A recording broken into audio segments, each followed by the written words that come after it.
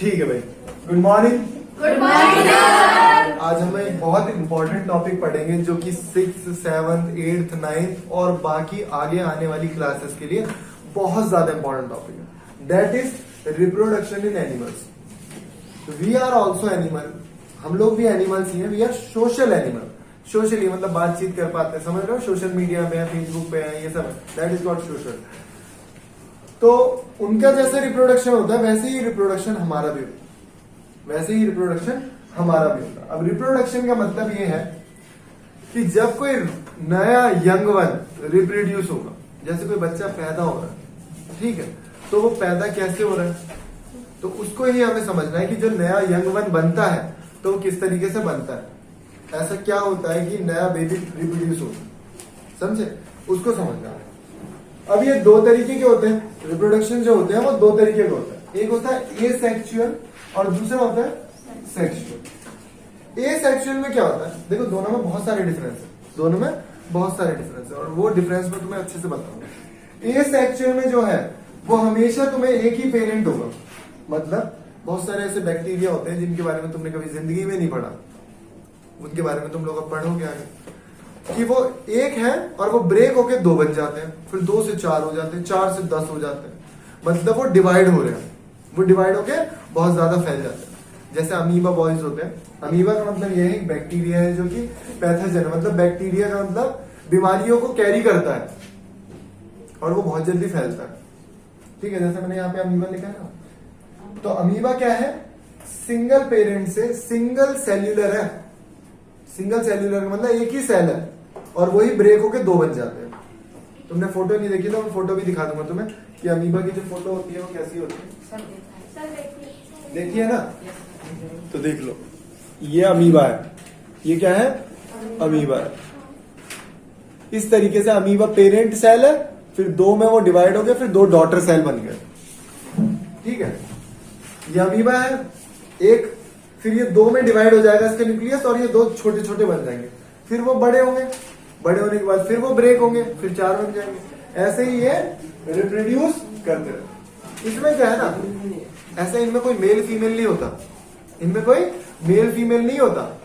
मैंने बताया ना, एसेक्सुअल में एक ही सिंगल पेरेंट ही है भाई, उसको किसी पेरेंट्स की जरूरत नहीं है। मतलब ऐसा है ना, अगर मेल है और शादी ना हो उसकी और वो अकेला है तो रिप्रोडक्शन नहीं कर सकता, या कोई फीमेल है तो वो अकेली रिप्रोडक्शन नहीं कर सकती। मेल और फीमेल दोनों का होना जरूरी है रिप्रोडक्शन के लिए। लेकिन एसेक्सुअल में ऐसा कुछ भी नहीं है भाई, अकेला पेरेंट, सिंगल पेरेंट है वो भी ब्रेक होके कर सकता है। तो मतलब ये था। अब ये 2 तरीके के होते हैं, मतलब होते तो बहुत तरीके के हैं, लेकिन 8th क्लास में, 7th क्लास में सिर्फ इतना ही पढ़ा कि पहला है जो सिंगल पेरेंट है, बाइनरी फिशर।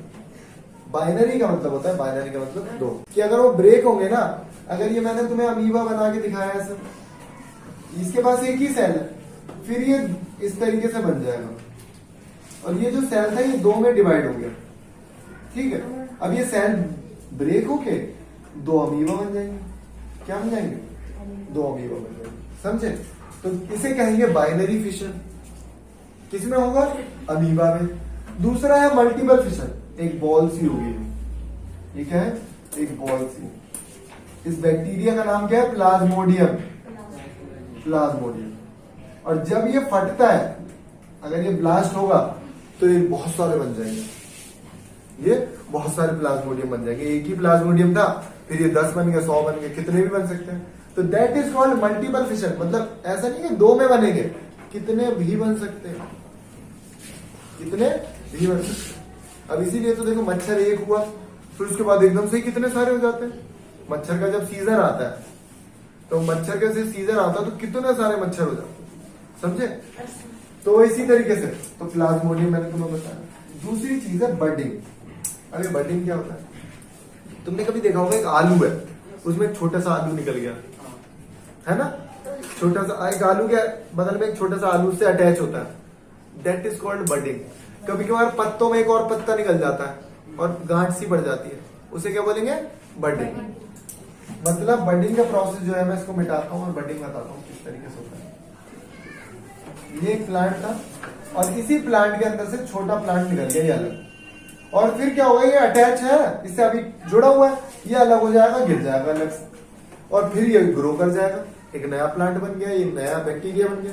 तो दैट इज कॉल्ड बडिंग। अभी होता किसमें, ईस्ट में।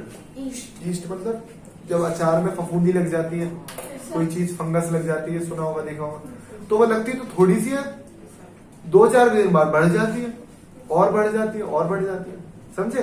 तो वो क्या है, मल्टीपल फिशन हो रहा है भाई इसमें, और वो फैल रही है। तो उनका रिप्रोडक्शन का तरीका क्या है, बडिंग है। ऐसे ही हाइड्रा भी है। हाइड्रा बस तुम्हें एग्जांपल याद रखना है, इसको बाद में पढ़े, 10th क्लास में बहुत ब्रीफ करके पढ़ाएंगे। अभी सिर्फ ये पढ़ना है कि एसेक्सुअल जो है उनमें सिंगल पेरेंट होते हैं, और ये सारे आइडेंटिकल होते हैं। मजेदार बात इनकी है क्योंकि सिंगल पेरेंट से बन रहे हैं, समझना। तो एक ही पेरेंट से बन रहे हैं तो दोनों टूटेंगे तो आइडेंटिकल होंगे। अब आइडेंटिकल का मतलब क्या होता है, बिल्कुल सिमिलर, बिल्कुल सिमिलर, हूबहू एक जैसे ही दिखेंगे, बिल्कुल, समझे। कोई भी चेंज नहीं होगा उसमें, कोई भी चेंज नहीं होगा। तो इसमें ना एक वो है, जैसे मान लो मुझे कोई बैक्टीरिया हो गया मेरे घर में, अब मुझे उसे किल करना है, और उसकी दवाई मैंने बना रखी है, मैं दवाई लेके आया, वो मैंने उसको स्प्रे कर दिया, तो मरेंगे तो सारे ही मरेंगे क्योंकि सारे सेम थे। लेकिन हमारी बॉडी जो होती है वो आइडेंटिकल नहीं है, किसी को जल्दी ठंड लगने लगती, किसी को नहीं लगती, क्योंकि हमारी जो बॉडी बनी है वो एक पेरेंट से नहीं बनी, वो 2 पेरेंट से बनी है। हमारी बॉडी के अंदर 2 के कैरेक्टरिस्टिक्स हैं, मतलब मम्मी के भी हैं, पापा के भी हैं, दोनों के कैरेक्टरिस्टिक्स होते हैं, समझे। तो वो सिंगल पेरेंट वाला हिसाब नहीं है, इसीलिए हम लोग आइडेंटिकल नहीं होते, एक जैसे थोड़ी दिखते हैं। हम लोग एक जैसे कहां दिखते हैं, अलग अलग दिखते हैं।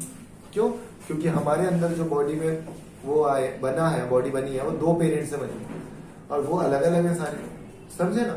तो ये अब यहां तक मैंने तुम्हें बता दिया कि एसेक्सुअल क्या होता है, इसमें सिर्फ सिंगल पेरेंट है। बात करेंगे सेक्सुअल। अच्छा, सेक्सुअल में तुम्हें पहले मैं बताता हूं, सेक्सुअल में जो हमें है 2 पेरेंट्स चाहिए ही चाहिए पक्का, मेल और फीमेल। अगर मेल और फीमेल नहीं होंगे तो सेक्सुअल रिप्रोडक्शन हो ही नहीं सकता, ठीक है। अब थोड़े से इंग्लिश वर्ड है, साइंस के वर्ड है। फ्यूजन, फ्यूजन का मतलब होता है मिलना, मतलब मेल का फीमेल के साथ फ्यूजन होना, ठीक है। गेमेट्स, गेमेट्स को और भी नामों से जाना जाता है, जैसे इनको बोला जाता है सेक्स सेल, सेक्स सेल, ठीक है। गेमेट्स को क्या बोला जाता है, सेक्स सेल, जो कि स्पर्म सेल। अब ये जो सेक्सुअल रिप्रोडक्शन है वो 2 तरीके के होते हैं, एक होता है एक्सटर्नल और एक होता है इंटरनल। अब ये एक्सटर्नल इंटरनल क्या है, इसको भी समझना जरूरी है। अब ये होता है, ध्यान से समझना बिल्कुल अच्छे तरीके से। इंटरनल रिप्रोडक्शन पहले बताता हूं। इंटरनल रिप्रोडक्शन में क्या होता है कि जो भी मेल के स्पर्म्स हैं वो एंटर होंगे फीमेल के ओवम में, ठीक है, अंदर ही होगा। जैसे जो रिप्रोडक्शन हो रहा है ना वो अंदर ही होगा। अगर कोई बच्चा बन रहा है तो वो तुम्हें पता है कि मदर के वॉर्म में बनता है, बच्चा दानी में बनता है, बाहर नहीं बन रहा, समझे।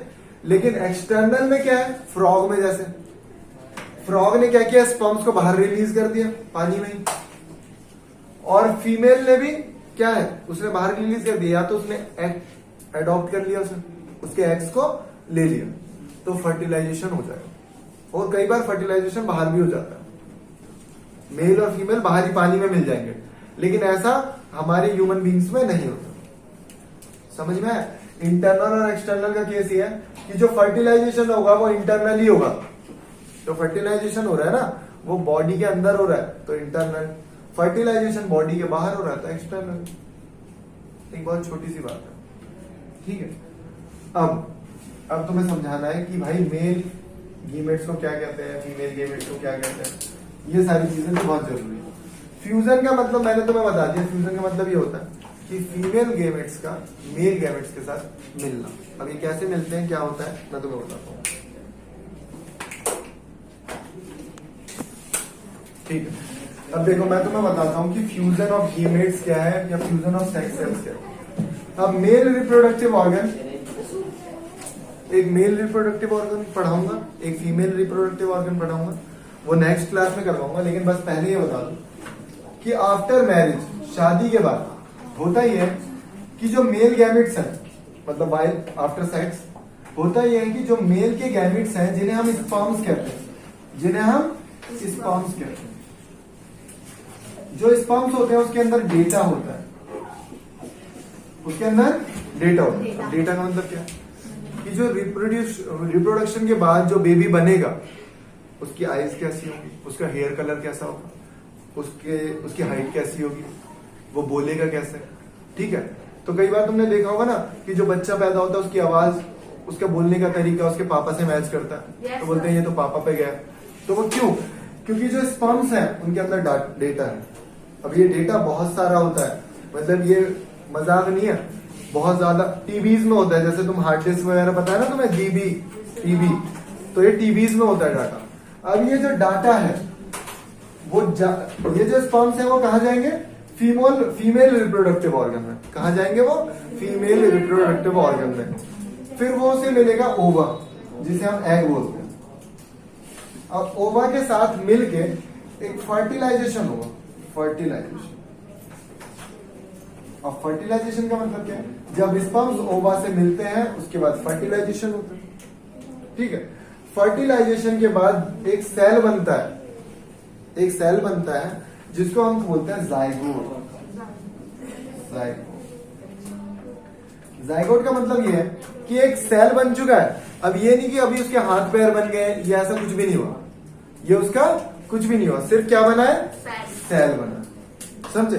सेल के बाद धीरे धीरे उसमें डेवलपमेंट होगी। देख लो, ध्यान से समझना कि अभी जो सेल बना है वो वॉर्म में बना। वॉर्म का मतलब, जहां मैं बोलूं वॉर्म का मतलब होता है बच्चादानी, मतलब जिसमें बच्चा रहेगा। जब बेबी रिप्रोड्यूस हो रहा है, जब बेबी बन रहा है, तो वो एक पैकेट में रहता है, ठीक है। अब उस पैकेट के अंदर खाना भी चाहिए, क्योंकि वो खाना तो खा नहीं सकता। जो बेबी रिप्रोड्यूस हो रहा है वो खाना तो नहीं खाएगा, वो किसी ना किसी तरीके से वहां पे खाना पहुंचेगा, वहां पे ऑक्सीजन भी पहुंचेगी, ये सारी चीजें पहुंचेंगी।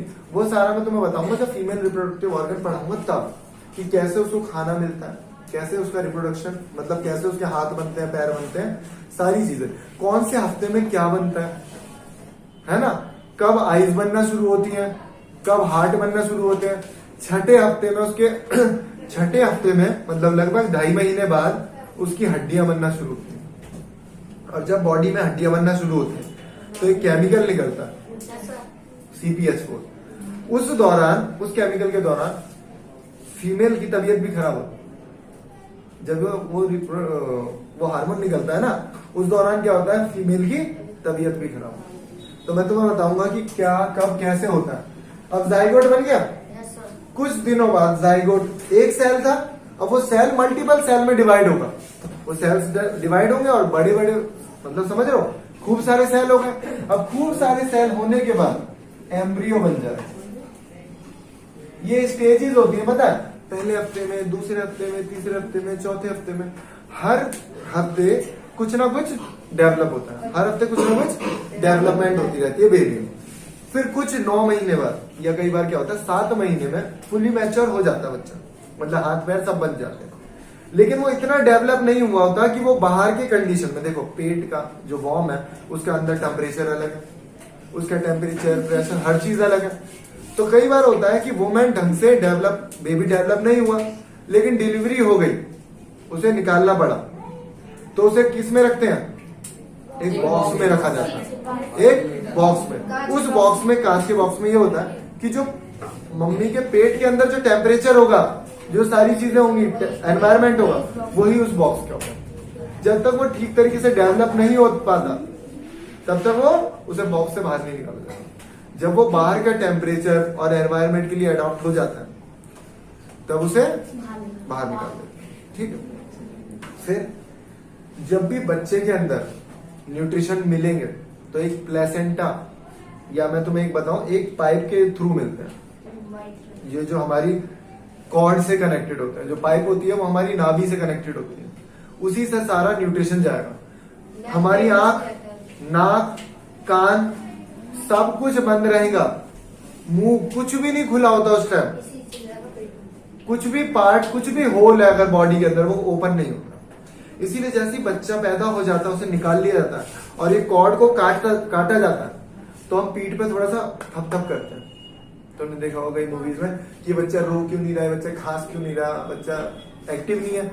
तो जैसे ही वो निकलेगा तो उसको थप इसलिए किया जाता है ताकि उसका मुंह खुल जाए, और जैसे ही मुंह खुलेगा तभी तो ऑक्सीजन लेगा वो, इसीलिए वो रोने लगता है। इसीलिए बोलते हैं बच्चा रो क्यों नहीं रहा, रुलाओ उसे। हाँ, कई बार क्या होता है उनका मुंह वगैरह खुले ही नहीं तो वो डेड भी हो जाते हैं, क्योंकि बच्चे को निकलते ही वो हमने कॉर्ड काट दिया, और जब कॉर्ड काट दिया तो ऑक्सीजन चाहिए, ऑक्सीजन नहीं मिल रही तो बच्चा डेड भी हो गया। कई बार क्या है ना, बहुत अब तो ऑपरेशन वगैरह से हो जाते हैं। कई बार कुछ दौरान ऐसा होता था कि प्रेगनेंसी के दौरान मदर एक्सपायर हो जाती थी, बच्चा बच जाता, तो कई बार दोनों ही नहीं बच पाते थे। ठीक है, वो सारे केसेस कब क्या होता है, कैसे होता है, वो हम लोग करेंगे नेक्स्ट क्लास में। अभी सिर्फ आपको जितना भी पढ़ा है उतना रिवाइज करना है प्रॉपर तरीके से। ठीक है, ऑल द बेस्ट।